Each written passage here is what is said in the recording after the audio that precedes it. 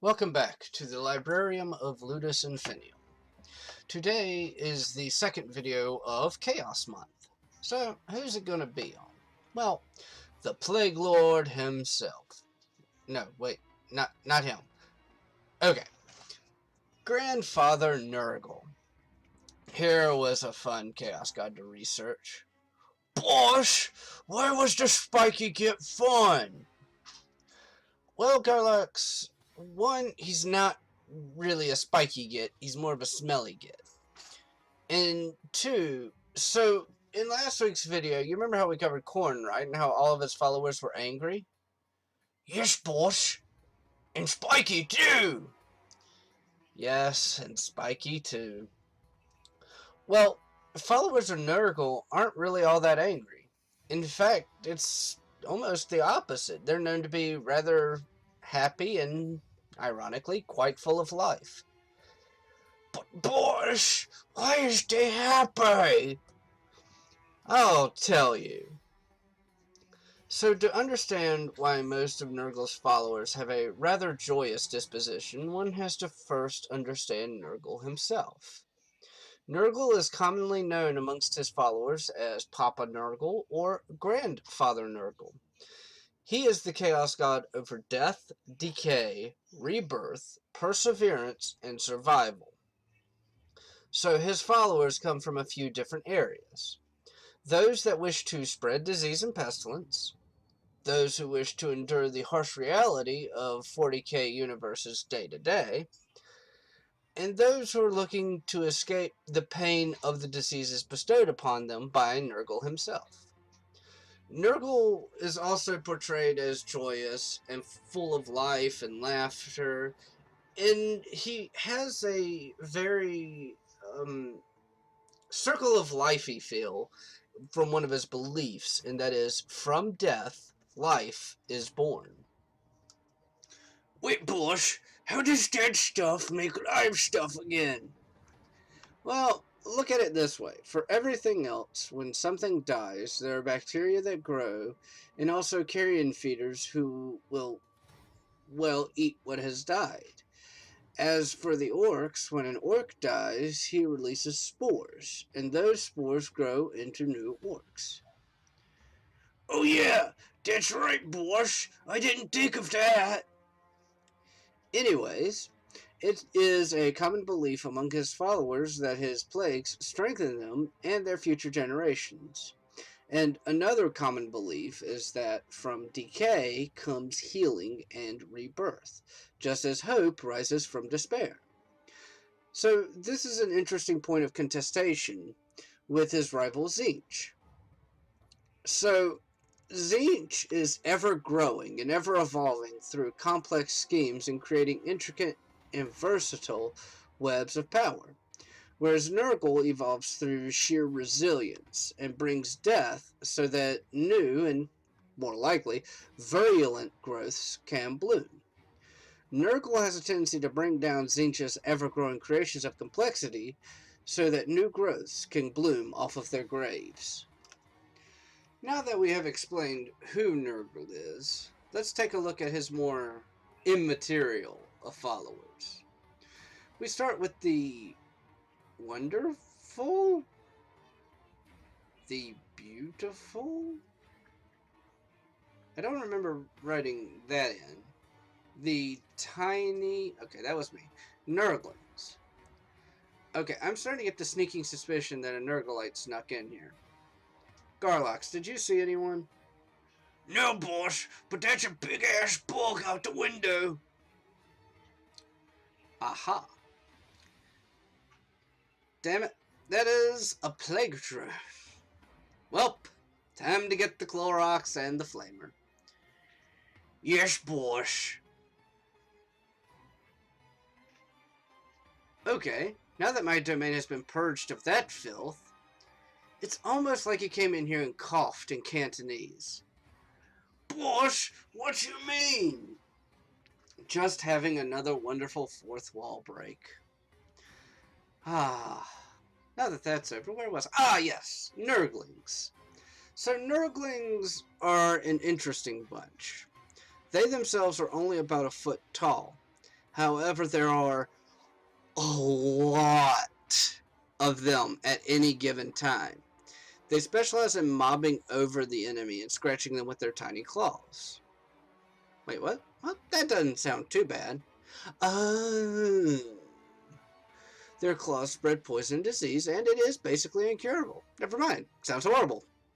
In addition to their mob tactics, they, like their patron, have an overly jovial personality. These Nergal followers are creeping me out a little more and more. They flock around great unclean ones, or champions that Nergal deems worthy, and basically frolic and create mischief. Okay, so real quick, I want to say thank you to, and I'm probably going to get this wrong, and I apologize if I do, say the Lycanfish or Lickenfish on Discord. I put out a question of what specific piece of information people wanted, and they responded with the combat prowess of a plague bearer. Can they actually fight, or do they simply flail around counting plagues and let their foul auras do most of the legwork? And even though I was going to do all the demons anyway, I wanted, now that that was mentioned, to look specifically into the plague bearers and how they do combat. So instead of a brief overview, I did a little bit more in depth on them. And here we go. The plague bearers are Nurgle's tallymen. By that, I mean they literally count every outbreak of plague. Usually every single one of their kills, or they just count everything, essentially. They keep track of new diseases and mutations as well, and they have a hate-hate relationship with Nurglings, who tend to interrupt the counting and bring much distress to the Plague Bearer's order. But now to the question, how effective are they in combat? Well, for starters, they feel no pain. And this has realistically two effects. One, they are really resilient and hard to kill.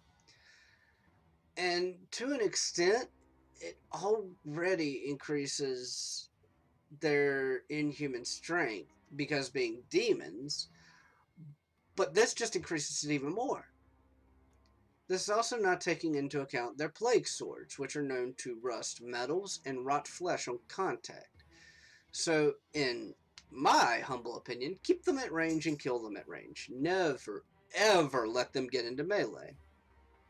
As far as their combat prowess, they're very weak at range, it seems, but unrealistically strong melee combatants. And again, thank you to, I'm just going to shoot in the dark here, Lycanfish, for giving the comment and giving me some feedback.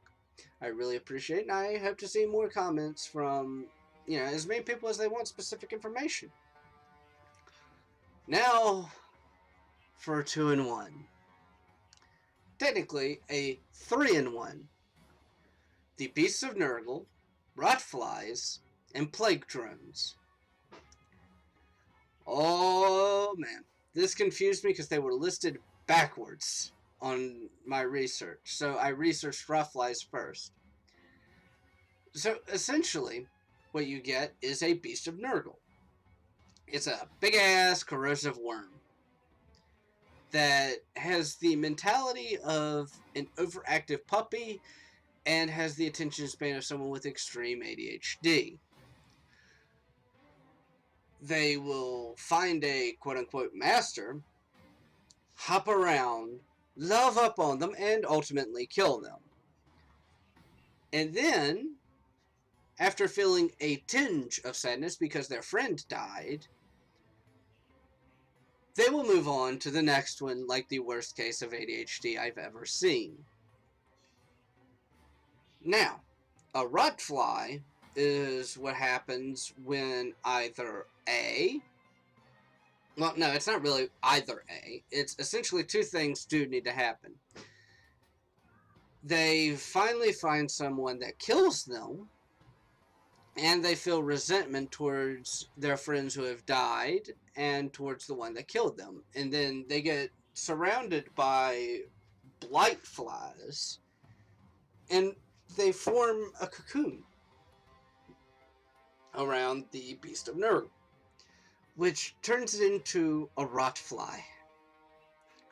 A giant insect full of malice and plagues, and hatred, to spread on an uncaring universe. Essentially, where a beast of Nurgle is very, very happy and very, very loving, a rotfly is its exact opposite. Now, I did say I would mention plague drones. Essentially, what a plague drone is a plague bearer riding on a rotfly. Now on to the greater demons, the great unclean ones, and I learned some scarring shit, almost as bad as fucking researching the Nurglings. But here's something that honestly surprised me. The Great Unclean Ones are considered the foulest among all of the demon servants of Chaos. I was sure Slaaneshi demons would give them a run for their money, maybe Khorne, but it didn't really click that these would be considered some of the worst ones for humans to encounter. But like the greater demons of Khorne, the Bloodthirsters, they are the main demonic leaders of Nurgle's army. However, they have a much, much different personality. They treat their underlings as their children and call them as such. In addition to that, they also share the same joyous attitude as the rest of Nurgle's followers and Nergal himself. Something else rather interesting, instead of seeing them in a hierarchical standard, Nergal loves all of his children equally, regardless of accomplishments. So instead of ranking them by accomplishment, they are given titles and names in respect to their growth and how many or which plague legions they have led. So, for instance, one that leads Plague Legion 1 and conquers a quarter of a sector could theoretically have the same title as one of the other ones who leads Plague Legion 1 and only conquers like one planet. It's not based on accomplishment, just who they've led. Also, the Nurglings who remain close to Great Unclean Ones will attack any who harm their father figures, and will relentlessly attack their assaulters, which will usually create an opening for the Great Unclean One to end them in a most horrible, horrible way. So, also something else I learned is when it comes to the mortal servants, Nurgleites are very interesting to me. They can become some of the most powerful and resilient champions of Chaos. However, the price they pay for this is that they also receive some of the most disgusting physical mutations among Chaos followers. That being said, though, the benefits I would think would outweigh the cons. They become completely immune to all diseases and poisons. They're insanely resilient to almost all damage due to the new ability to feel no pain of any kind, and due to feeling no pain, they are also remarkably strong. So, to essentially repeat what I said earlier, they become some of the most powerful and resilient Chaos champions, rivaling all the others, surpassing most of them. Now let's talk about some famous demons and astartes who followed Nergal, shall we? We will start with two great unclean ones, Okair and Slogoth Poxbelly. Bosh, that first one sounds familiar. Oh? Where do you think you heard it? There's a record here somewhere called Dawn of Water. Ah, here it is, boss. That's the one. He is a great unclean one who sought to turn the Blood Ravens to Nergal. But them Space Marines is strong, boss. Well, the Blood Ravens, or Blood Kleptos, have almost as much plot armor as the Ultra Smurfs. In fact, they probably stole it from them. They's the boys that like to steal from everyone else, right, boys? That's the chapter. Yes, they are widely infamous for stealing not just from enemies, but from the Imperium as well.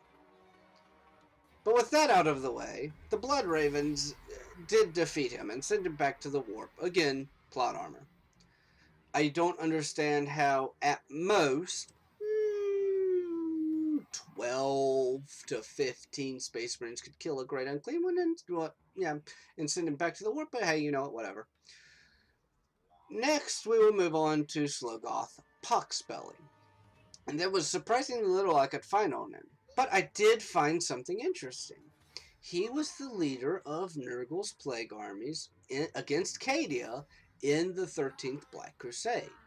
So he was a part of the 13th Black Crusade, the most recent one. And he was the overall, or at least from what I could tell, the overall commander of Nurgle's forces, which I thought interesting enough to mention. Okay, now let's talk about the power armored elephant in the room. So the two astartes I will talk about are Typhus and Mortarion. By now, if you've seen my legions or my 30k theory video, you'll know Mortarion is the Primarch of the Death Guard Legion. Typhus was the first captain, essentially the second in command. So Typhus is mostly to blame for the Death Guard's plights.